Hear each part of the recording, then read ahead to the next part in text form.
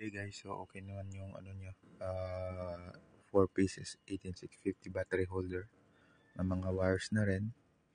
So yun, nag 3S na ako dito. Meron ako nabiling na unang 3S BMS. And itong string tube niya, sulit naman kasi madami na. May iba-ibang sizes, di ba? Marami project yan.